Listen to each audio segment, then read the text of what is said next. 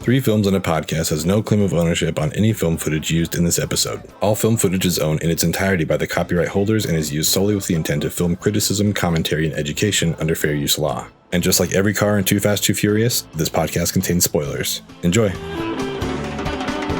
Hey everybody, welcome back to Three Films and a Podcast. Coming to you from Portland, Oregon, my name is Tyler Beck, and with me, as always, from Salt Lake City, Utah, is Ben Lawhorn. Hello. And Matt Weiler. And we are here to discuss the 2004 film directed by Tony Scott, starring Denzel Washington and Dakota Fanning, Man on Fire. As you know, the way that this podcast works is the three of us take turns nominating categories, and then we also pick movies to match that category. We watch them, we discuss them, we record it, and we put it out in the world for you to enjoy. But this time we sort of deviated from our normal process, and we went to our partners to pick the movies for us. So the way that worked is our partners picked nomination criteria for each other, and then they each picked movies, and then we all watched them together as partners, not necessarily all as one big group. And then now we're discussing those. So normally we watch movies that we haven't seen before.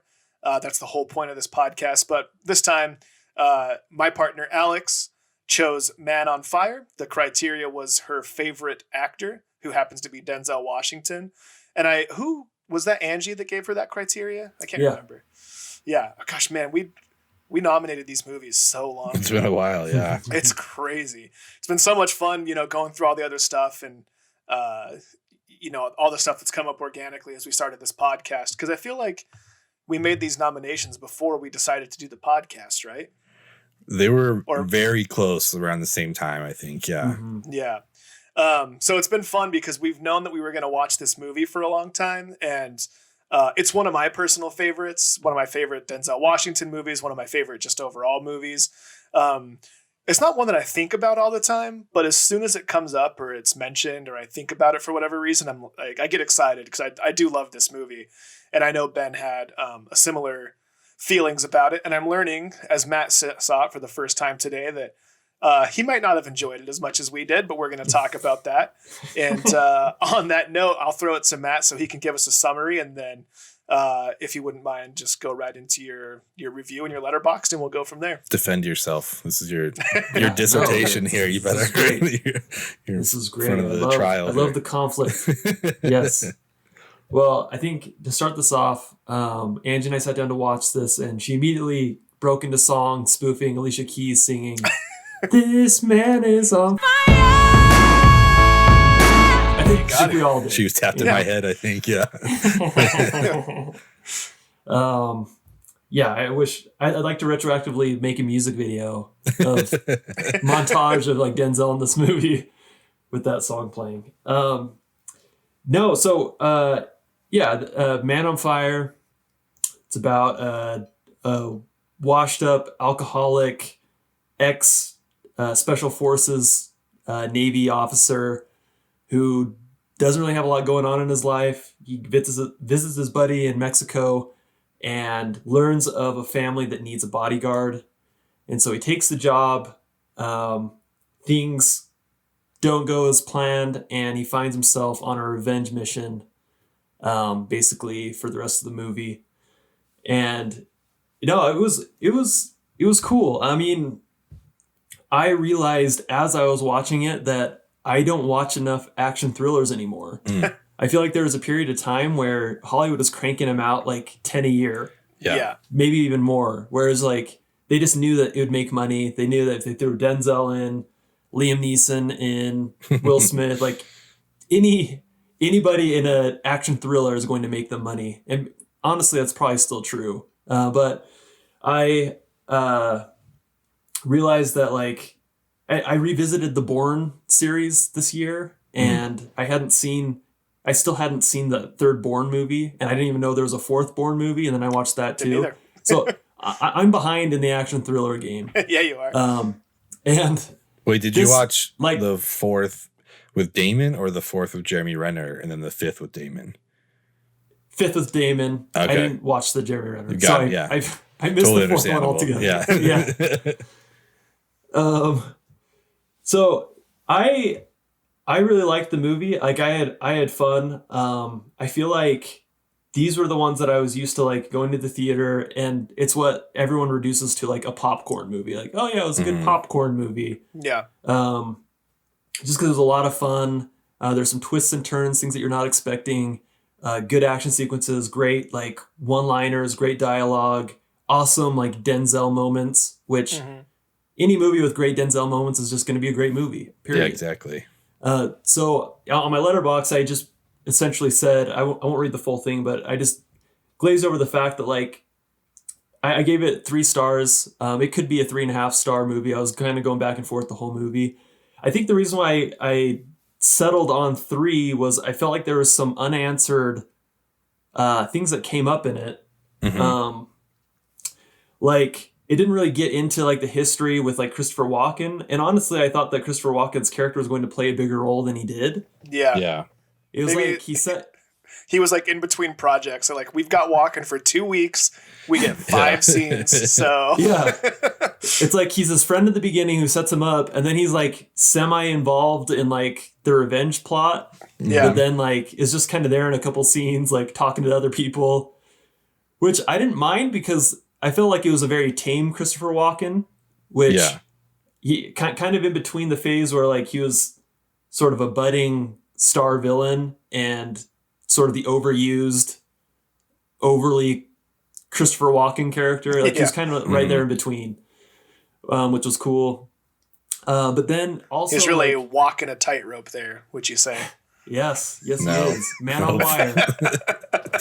I did that just to see your disappointed head shake, Ben.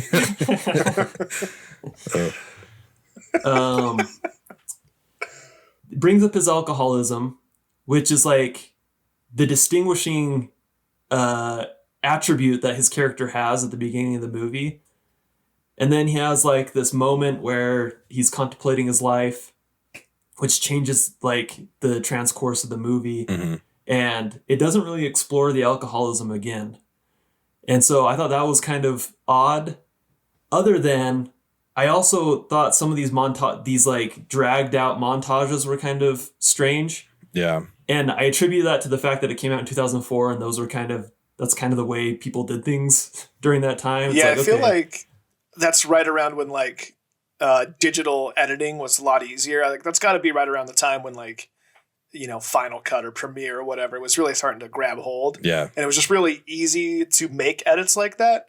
I still really liked it. I do agree with you that it's like gratuitous and I want to say masturbatory, but maybe that's too intense. You just said it. You know what I mean? What it is. They're just really showing off like, look what we can do with this new software, this new technology and all these techniques, you know? But I still like it. The very first time I saw this movie, that was something that stood out to me. It was like, oh, the editing is so cool, and all the transitions and all the cool things they do with just the editing. And now it seems somewhat, I don't like trite, I guess, because like to do that edit on Premiere, my man Ben here could do that, you know, in an hour. He might do that to this episode. He might. Don't put the pressure on me. Well, I mean, it's interesting, just really quick. I mean, you talked about watching the Bourne stuff, and like those were great also, I think, due to in large part to their editing, because those fights are just like, it's moving, it's going crazy, you know, like there's a lot going on. But I think as, you know, time goes on and we progress and everything, I think now that's why John Wick does so good, because it doesn't have all those cuts, because we just watch these long choreographed action pieces and just like, oh, okay, we don't have to like confuse the audience or just like throw them all over the place to make it seem like this is happening. We can actually just do like a long tracking shot of him in his house, just like going after all these bad guys all in one take, because you know it's choreographed. So yeah, I agree with you. Like I want to let you finish your thoughts, but just it's interesting you brought up Bourne, because I think these kind of go hand in hand, you know, as far as like the choppiness of the editing. So it's like it's very deliberate, but I don't know if it's great, you know, how much it happens.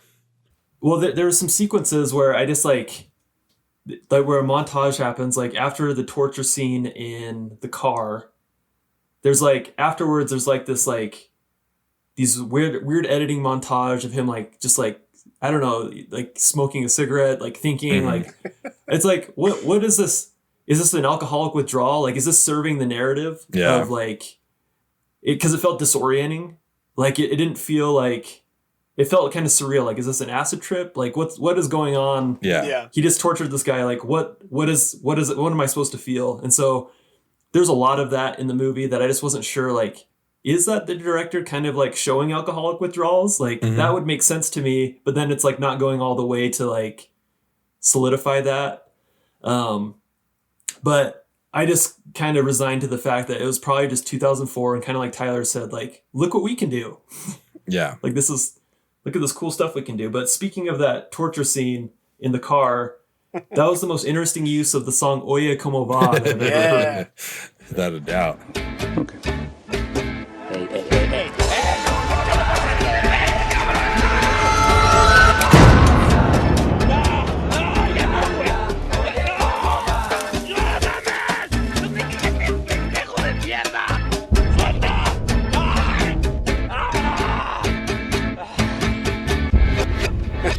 I thought that was worth noting. But no, I enjoyed it. It's a great Denzel popcorn movie. I enjoyed it top to bottom. Dakota Fanning was great. I thought it was interesting that she's 10 years old and still has all her baby teeth. But like, she was a really awesome child actress. Like, I try to think of like my own kids, like performing at that level, and it's just like holding it's up to Denzel, like she like owning the screen as much as Denzel Washington. Yeah. Like, that's pretty crazy. Yeah, totally. I think that, this is definitely a movie. Like you said, it has good Denzel moments. This is something like Tyler brought up. Like, I don't necessarily think about this movie all the time, but when it comes up, it's just like an instant hit of like, oh, I can picture that movie right now. Like the color scheme they use, the kind of editing they're doing, like for some reason, always in the like front of my head is that scene where he's like rubbing the bricks together, like getting her ready to like jump in the pool.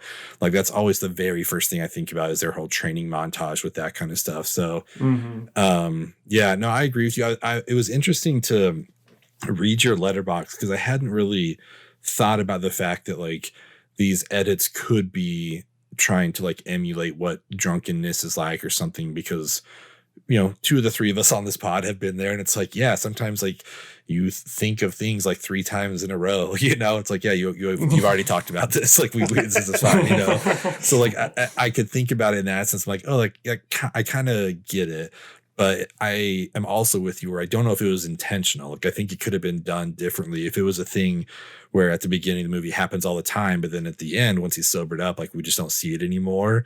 That I think would have been more, obvious. Like, okay, that's what it was. So unfortunately, I do think it was just them being like, it's 2004, let's do tons of editing and stuff. But I think it could have been used more effectively for sure. I love Walken. Like their relationship to me kind of reminds me of the Hawkeye Black Widow thing where they just keep talking about like, oh, this is back in, I forget where it was now, but just like Budapest all over again. You and I remember Budapest very differently. Oh, it was Budapest. Yeah. Like, oh, so just like back in Budapest, and all that. And we kind of get that a little bit with Walken. So like we understand that they know each other and they've had a history, but it's just like surface. We don't know a ton about it, but I think we're given some clues that they have a tight relationship because like when he calls him in the middle of the night, and that's who he calls to talk to. So like, Walken's that's like, true. I'm not killing anymore, but I will do anything else for you. And it's like, I feel like there are people like that in my life, just like whatever I can do, anything at all, I'm there. And so we know they have a history, but again, it is just kind of surface and it's just like, it's quick, so I think your point is also correct, which is like, I wish we could have either just give us like one more scene or something like where we know about it. But Dakota Fanning was amazing. Like you said, like we think about kids that are like, now I'm sure, they're good actors and stuff, but she was great in this where she could, that whole scene where she just like goes from the front seat to the back seat. And I was like, oh, he's the driver now. And she like did all that without like saying anything. It's like, cool, you're cut off. You're dead to me. You're my driver. Take me home. It's like, but she's so good at that. And like, I don't know, she was wonderful. It had been a while since I saw this. So, obviously this whole podcast will have spoilers. And I just thought the Mark Anthony thing was the end. And, You know, like I remember the bridge thing was the very end of the movie, but I thought the Mark Anthony was like the last person that he goes to. So it surprised me when that happened. It was like, oh, there's still more. That's right. I forgot. But yeah, I don't know. This was surprisingly 4 years before Taken. Like I was kind of thinking, oh, this must have all just been at the same time. It's like, no, this came out beforehand. I know it's not a relative, but to him, it's like one of the closest people that he has in his life. So I love it. I'm with you that all the transitions, like the overlays and just like the random cuts and stuff, were kind of a lot to me this time. Yeah. It is for me synonymous with this movie, but I feel like that could have been toned down for sure. But I love a Man on a Mission, and having it with Denzel, just like the fingers and all that kind of stuff. Like I had a great time. I was glad to watch it again. What was your take on it, Tyler? I don't know when the last time was that you saw this. I don't remember exactly the last time I saw it. I more or less agree with everything you guys are saying. But it kind of leads me into something else I wanted to talk about, because, you know, I've always loved this movie. Ben, you've loved it. Matt, you know, this is your first experience with it, but I know of anyone I've ever talked to that knows about this movie, everyone that has seen it has loved it, or at least liked it enough to say, you know, oh, I really like that show or whatever. And so when I pulled it up I watched it on Vudu. It shows the Rotten Tomato score, and I was really surprised to see how low. It was like 38% or so. It was really bad. And then I started looking online, and it got like really bad reviews critically. But every single time, it was the opposite for the audience score. Like, like the audiences love it. It seems to at least have some popularity, and everyone that I know that's seen it really likes it. And it got me really thinking, like, you know, the difference between like a critically good movie and just like a good movie. And in line with talking about the editing style and some of that other stuff, like sometimes I feel that sometimes a movie doesn't have to be anything more than just like fun. Yeah. You know what I mean? Like when you were talking about, is that an acid trip? Is that like, what is that? Like, is that doing anything for the story? I think the answer to that is it's whatever you want. And it doesn't matter, because in all reality, it probably was just like, we can do some cool editing now. It's really easy to color grade. We can make this look however we want. And it just is like, this guy's going to say cool shit, do cool shit, and it's going to look cool, and it's going to be fun. I would argue it's probably too long and does it too many times. But for me, it was just like, sometimes, you know, like you said, it's a popcorn movie, and all it is just like cool people doing cool stuff. And I do think if it weren't for Denzel and obviously Dakota Fanning, I don't know how well this movie works, because a lot of it hinges on the fact that you can buy into Denzel's character, right? Yeah. Like, I can buy that he is this like super badass, and I can also buy that he's this like very tender, loving, protective man, capable of, you know, great feeling. So it's like, I think it's like, if this movie is played by someone else, it probably doesn't work, you know? But I think they just found this, like, just enough of, they found the recipe to make this movie work, because, you know, like I said, he says cool stuff, he does cool stuff, and it looks cool. And in the end, like, he wins, you know, I get technically, you know? I didn't get around to writing my Letterboxd review, but what I did do is I looked at a few reviews from other people in the Letterboxd community, and I picked this one. This guy's name's Esteban Gonzalez. We don't know him at all. He's not affiliated with the podcast, but shout out Esteban. I think we'll share his review on. Like and follow us if you're listening.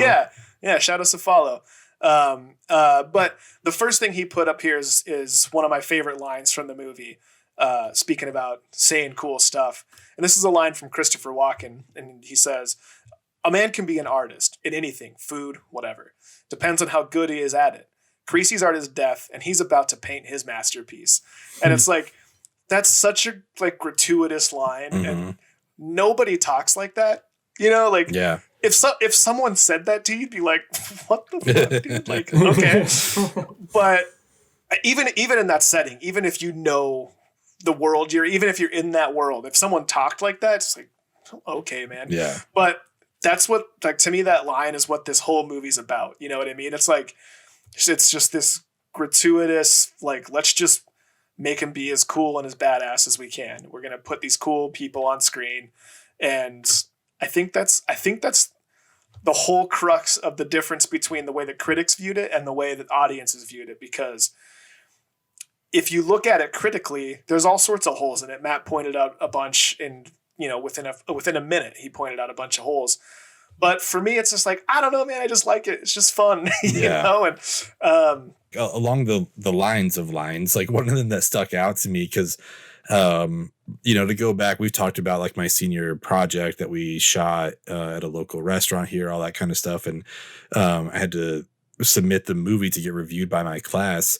And their immediate, not all of them, but like one of the people I just remember very specifically, she's like, no one's that witty all the time. It's like, all right, that's a fair assessment. Like I get it. Like everyone doesn't have a one-liner. We may have gone overboard, whatever. But I think about that quite a bit, especially when a movie kind of does that. But one that I loved was in the movie, Denzel breaks into this guy's apartment. He's like, I'm not here to hurt you. Chill out, whatever. And then we cut to him looking out the window. Just carrying a bazooka. Yeah, I just got a bazooka. It's fine. Don't alert anybody. I'm not here for you. Then the guy, I mean, I'm paraphrasing here, but it's essentially just like, if there's any sins or whatever, like that's between that person and God to take care of. And Denzel's response, he's like, forgiveness is between them and God. It's my job to arrange the meeting. Yeah. I was like, damn, that's a really cool line. Yeah, hell yeah. I like that a lot. He's like, you're not wrong. I'm just like, I'm gonna expedite this meeting, so let's go. It's like, yeah. Then there were plenty of lines like that. But again, that's where I think it's like, it's the fun versus like the critical side of it. The last time I really think I saw something, and I know I frustrated him because my dad texted me immediately after we went and saw Rise of Skywalker. And he's like, how did you feel about it? Like, what is it? Like, don't spoil it, but like, what were your thoughts? I just kind of went into it. And my text was just like, I had fun. That's like, I'm just going to leave it at that. Like, I don't want to spoil anything. And I did, like, sure, there's plenty of like fan servicey stuff. You're never going to be able to like please everyone. We could talk about Star Wars all day, but at the same time, when I stood up to leave the theater, it's like, I had a good time. Like, I don't love it. It's not in my top 3, but like, I got my money's worth. This was fun. And I think there is a spot for those kind of movies. And I think this definitely falls into it. I agree. Probably a little too long, along the lines of like college videos and stuff like that. I think if you had submitted this, it'd be like, you need to cut out half of those transitions, like with all those cuts and the overlays and all that. Like, you got to cut that out. But I don't know that you can tell the guy who directed Top Gun to like change his movie. It's like, come on, Tony, like you got to change this up a little bit. So I feel what does his cutting room floor look like? Oh man! If the end cut that we saw that made it through the studio is over 2.5 hours long, like how long is his director's cut? And I don't know if I want to see it. There's 45 more minutes of Denzel laying down shot. Yeah, right. After she was abducted. I swear they spent 20 minutes on that. Yeah, there's just like Kim groaning. Yeah, they let some things roll, definitely.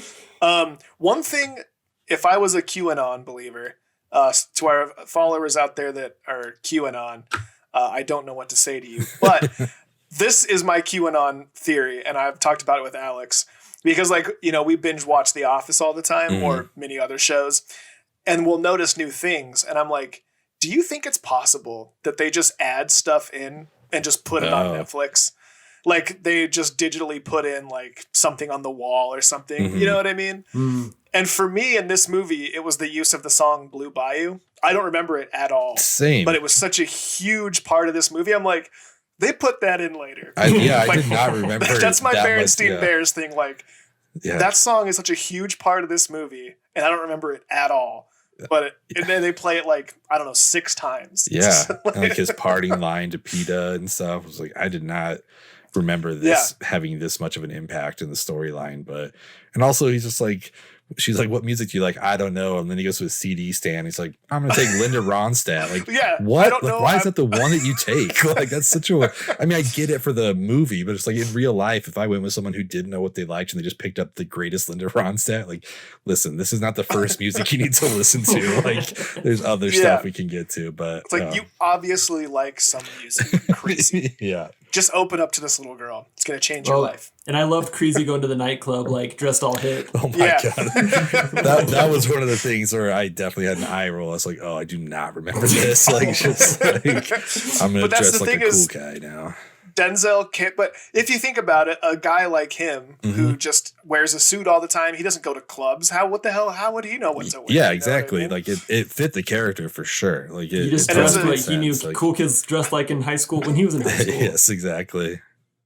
Yeah, I want to jump back to what we were talking about with, the difference between critics liking a movie and audiences liking a movie. I don't feel like Matt got to say too much there, so I'm wondering if you had anything else you wanted to talk about. Yeah. So I think because of Transformers, the Transformer trilogy, like the term popcorn movie kind of became a negative thing. When in reality, I feel like it's like the most positive thing that a movie could be. Yeah. That's essentially like the reason we go to see movies or have like the movie theater experience. And that's how movie theaters make money. Yeah. It's literally by selling popcorn. I would take the audience score over the critic score any day of the week. That said, there is something super rewarding about finding like a movie that's critically acclaimed and the audience score is high. Because then you just know that you're experiencing like a true work of art. And it's like just like top level, like best content that you could be consuming. But I would always err on the audience score. So I don't think the fact that Man on Fire was not critically acclaimed should waver anyone from seeing it, because I think the audience is what you want to go off of here. And right. I remember there's a Siskel and Ebert interview with another critic who hated Star Wars. And so it's a famous interview. My dad shared it with me earlier this year. And it's just interesting to hear someone like this sort of like snobby critic. And granted, like, I would love to eloquently critique a movie and be better at critiquing and identifying things. Like, that's something I do personally want to be better at, but it's so much more rewarding being a part of that audience score. Like, I'd rather be the person who can just like let things go and enjoy something. But Siskel and Ebert are interviewing this guy, and like, this guy just couldn't get past the fact that it was a children's adventure in space. And he's just like, it's a bad movie. Like, there's nothing to take from this movie. And Siskel and Ebert was like, you didn't have fun? Like, there's nothing fun about this? Like, this was awesome. Yeah. And time has proven Siskel and Ebert right. There's definitely a few of those I know upon release. Like, speaking of Ebert, like he did not like Blade Runner when it first came out. Like, he gave it a bad score, which is just crazy to think about. But then, Blade Runner famously has been really messed with from the studio. When they put out the final cut, like the director's version, he put in one of his like best movies, like in his great movies, like ranking. So, there's that, but Alien wasn't received well. My new favorite horror movie, The Thing, wasn't received well. And I think there is some of this stuff where it's like, as it ages, we kind of realize, like, even beyond cult classic, like, it is just a great movie that, I don't know if it's ahead of its time, whatever you want to call it, but just, I don't know. Yeah, I was actually listening to the episode of The Rewatchables about Groundhog Day. And Ebert's same deal. He didn't like it at first. He gave it not a terrible review, but just like a lukewarm review. And then he went back and revisited it and bumped it up to a 4-star review because, after he had time to think about it. And they were talking about how just Bill Murray as a person, as an actor, hurt that film's initial response because people were expecting something different.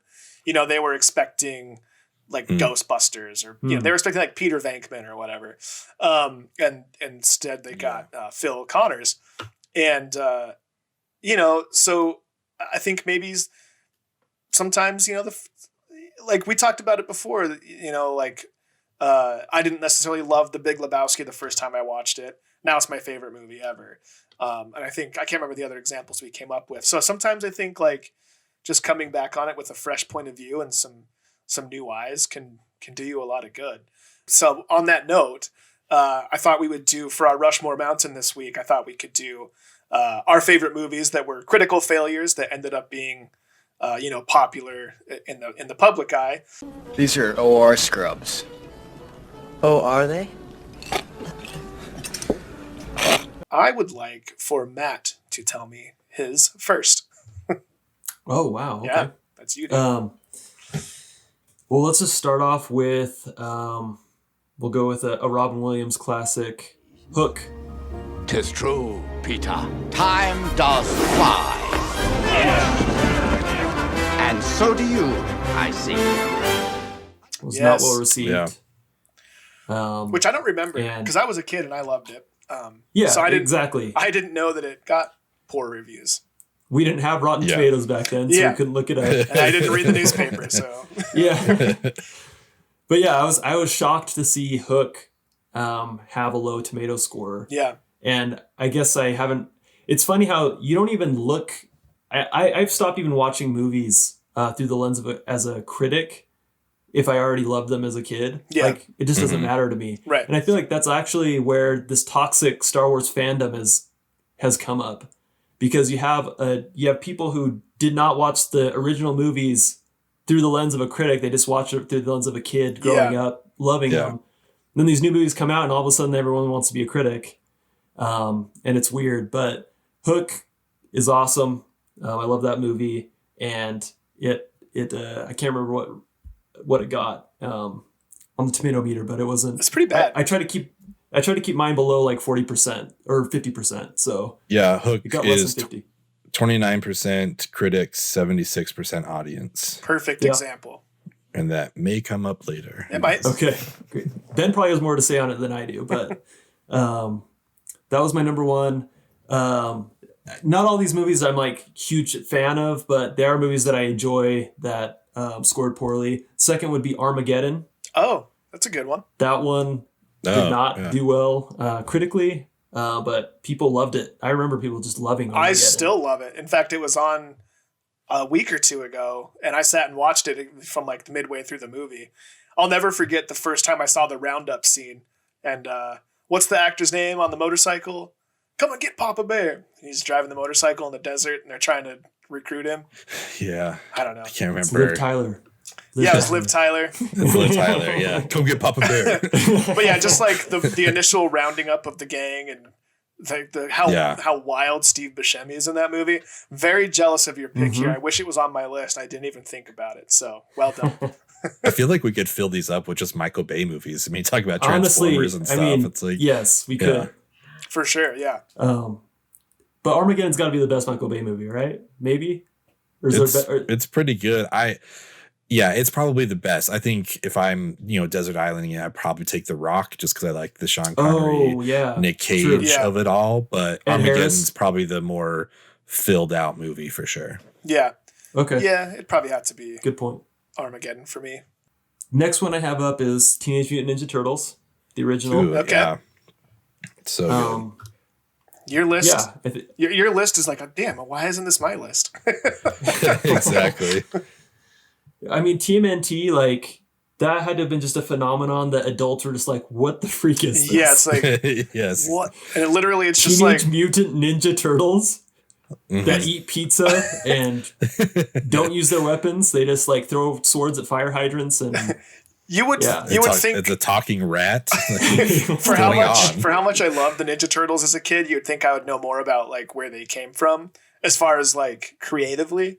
But I swear it's just like a guy had a teenage son or like a 12-year-old son or daughter or whatever, and was like, this kid loves pizza and karate and cartoons and like, like I remember there was a time when like ninjas were a thing. Like there was a movie, The Three Ninjas, and there was all these like karate. Oh my movies. god. Oh yeah, early 90s, late 80s, early 90s. Yeah. Ninjas everywhere. So it's Rocky loves Emily. Rocky loves Emily. Rocky loves Emily. Rocky loves. Yes, I love that movie. So it's just like to me that's what Teenage Mutant Ninja Turtles is, and I'll always be grateful for it. I had For sure. all the toys. I had the big plastic layer and everything, like all that stuff.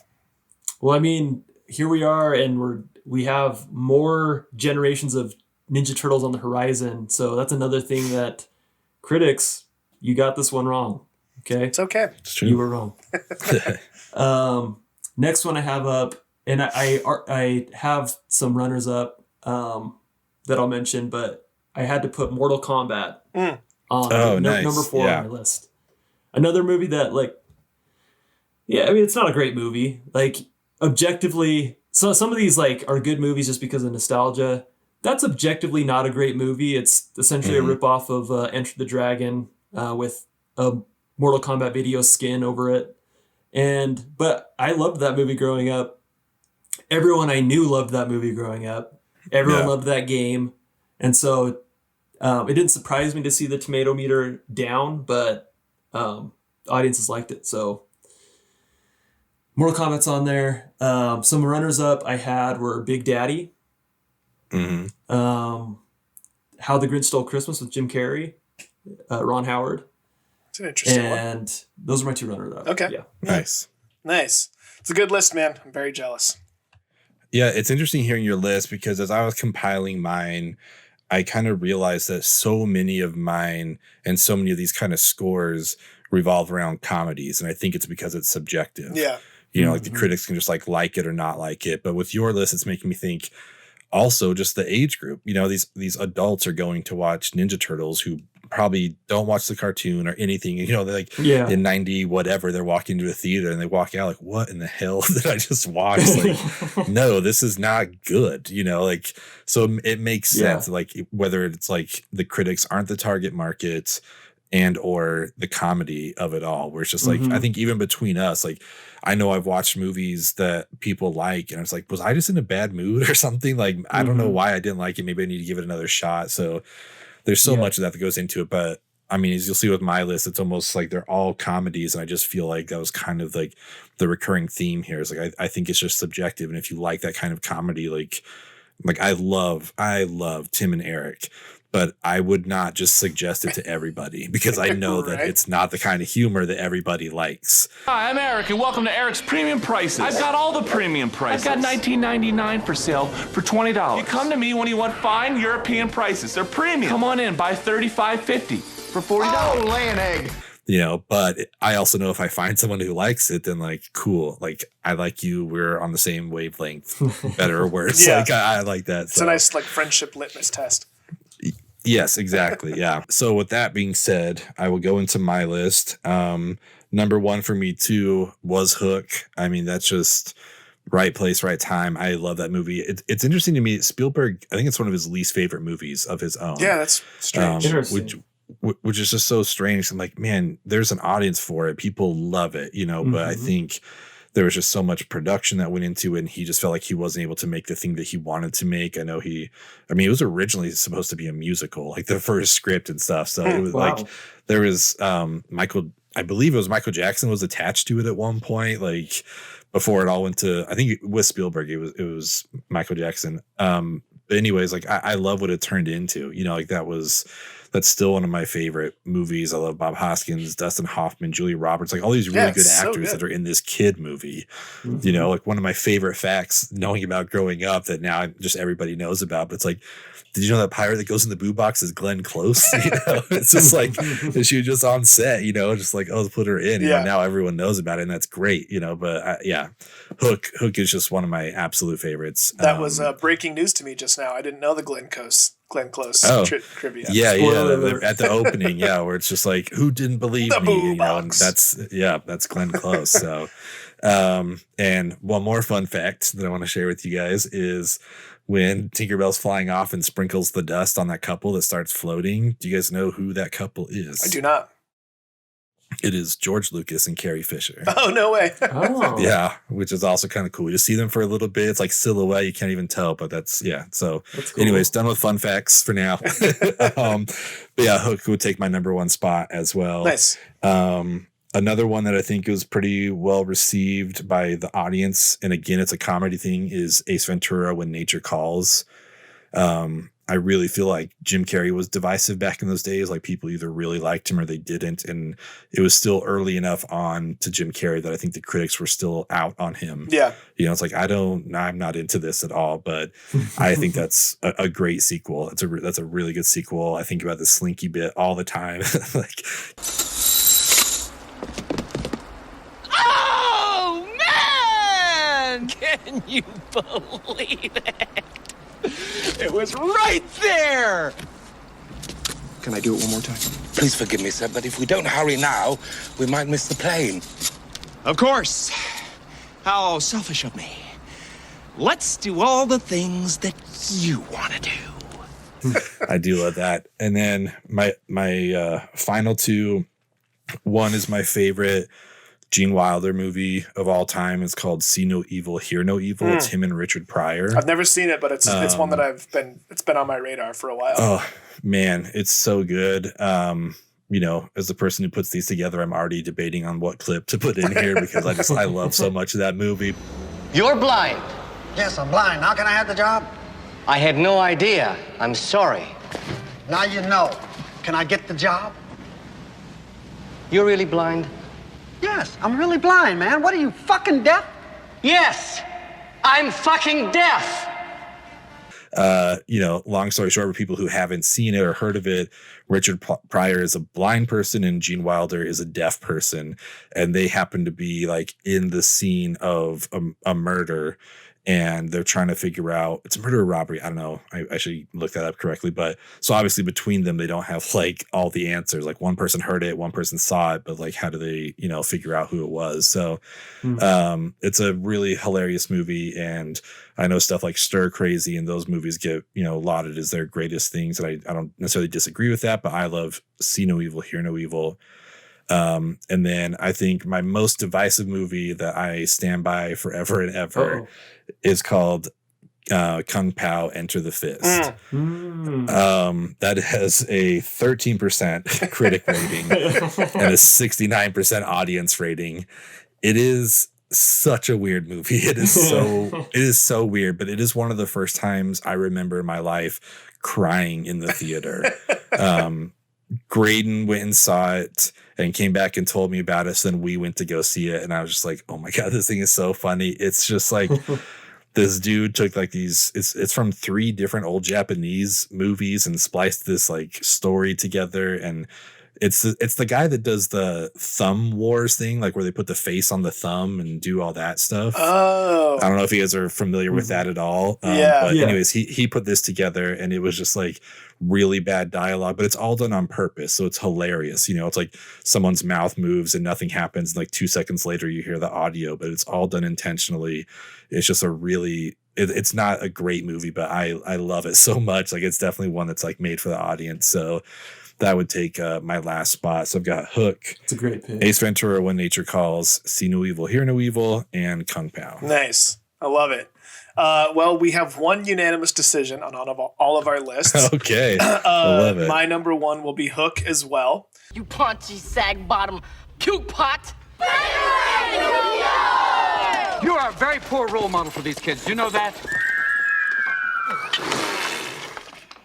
That was a movie. I remember my aunt took me to see that. And I hadn't even heard of it. You know, it was out in the theaters. It was brand new. So I saw it in the theaters with literally zero expectation. Obviously I knew who like Robin Williams was and Dustin Hoffman was. And Glenn Close. Close, and obviously I recognized Glenn Close immediately. But I loved it, man. And like, I honestly didn't know it got bad reviews until I was researching for this topic. Mm-hmm.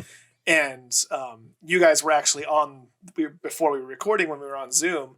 When I said, "Oh, that's a good one," I saw Hook. Oh, nice. I was like, "Okay, that's gonna go on my list for sure."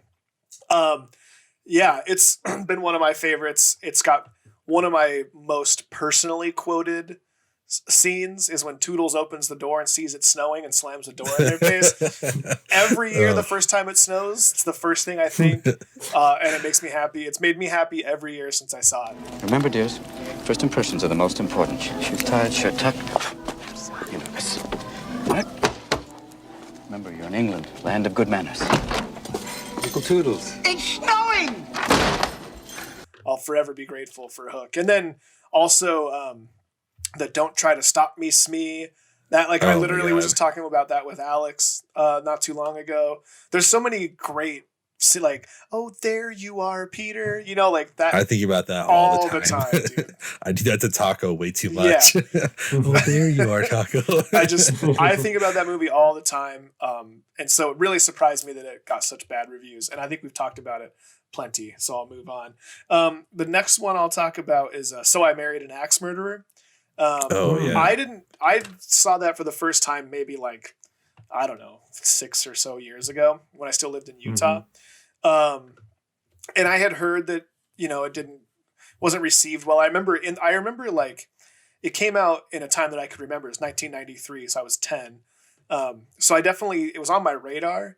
I knew who might I just, whatever. I had seen the thing and I knew that it didn't do well in the theaters. And I carried that reputation with me growing up. I was like, oh, this isn't a great movie. But then people talked about how they liked it.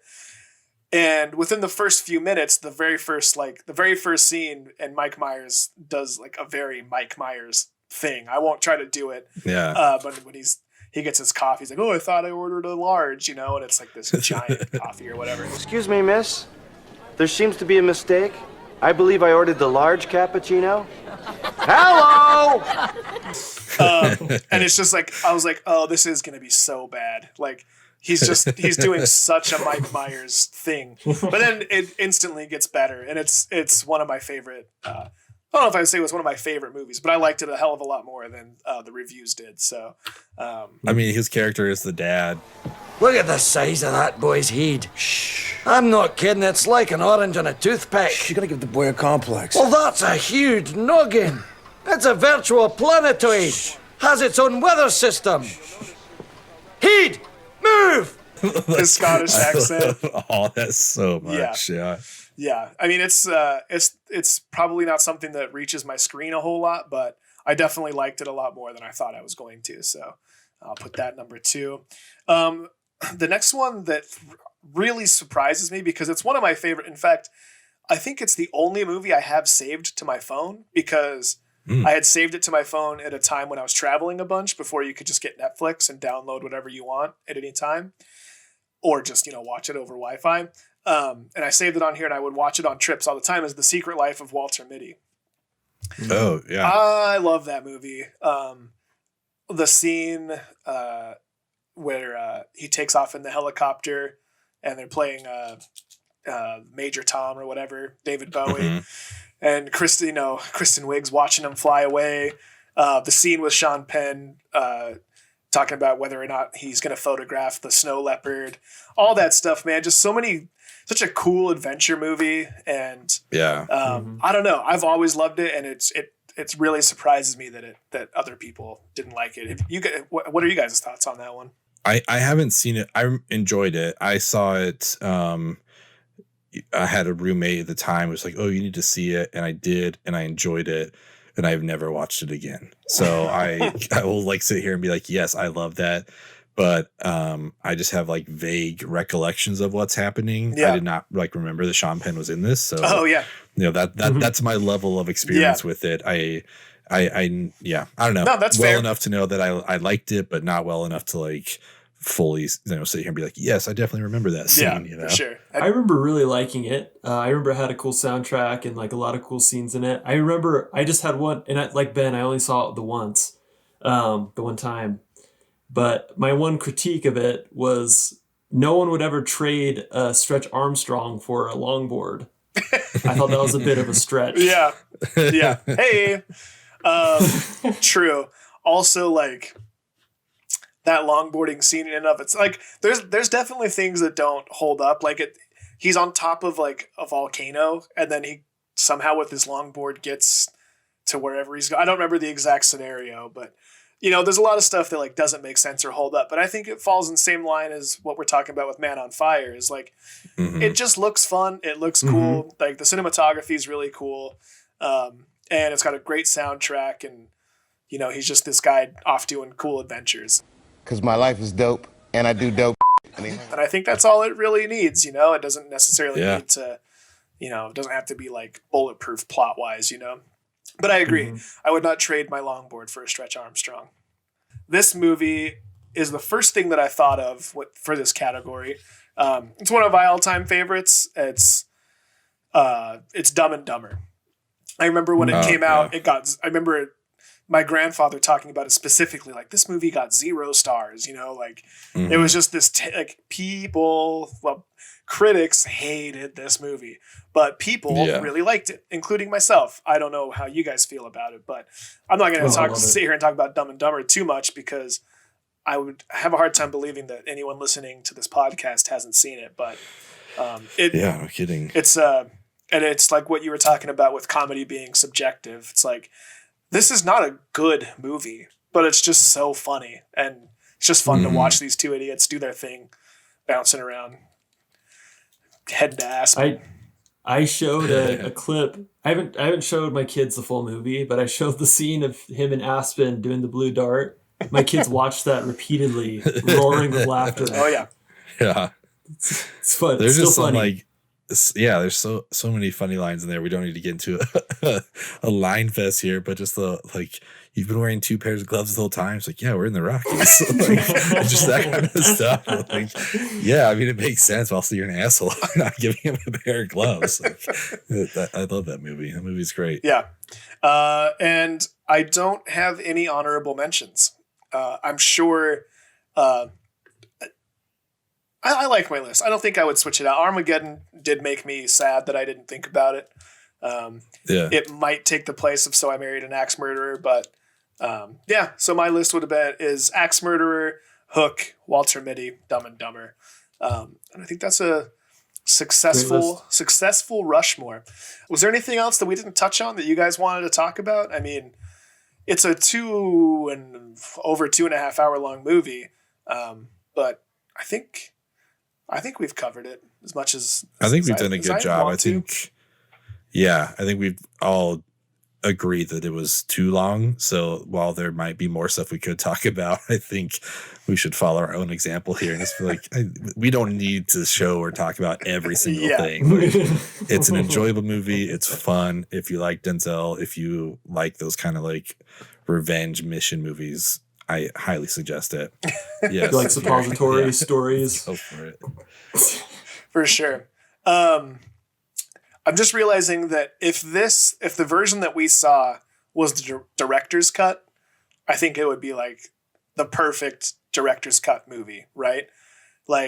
If the real version had been trimmed down to closer to 2 hours and they got rid of some of the, the whole beginning of it, we get it. You love PETA. We can move on. We can get into the revenge story. I think we spend an hour of just him bonding with PETA and stuff, which is great. It's all good stuff. The stuff with the bricks in the pool and the neighborhood coming to watch her swim. All that stuff is great. But it's just I don't know. For me, the movie starts when the revenge, when she gets kidnapped. You know what I mean? It's almost 2 different movies, which is when I initially thought this would be a great 10 episode Netflix thing. And maybe season 2 as we learn more about Christopher Walken or whatever. But it's we can get into the kidnapping quicker, I feel like. So I feel like if the original version was 2 hours and this was the director's cut, I think that'd be about perfect. For sure. But yeah, I think that's gonna do it. For those of you listening and watching, thanks. Thanks for being here. And if you haven't already, subscribed and make sure you check out our Instagram and our Twitter and stuff. Mainly Instagram. We're most active there. But keep an eye out for future watch party announcements and bracket voting and all that sort of stuff. And again, we sound like broken records, but let us know what you think. If you disagree with everything we said, let us know. Even if you agreed with everything you said or everything we said, let us know. If you're active on Letterboxd, hit us up there. You can check out our reviews to all of our movies. And yeah, just we want your participation. We're doing this because we enjoy talking about these movies, and so we want to share that with you guys. So in the meantime, thank you very much for being with us this time around, and we'll see you next time. Thank you. Organically grown through the hemisphere I roam to make love to the angels of light. Yeah, and my girl, she just don't understand. It's gone beyond being a man as I drift off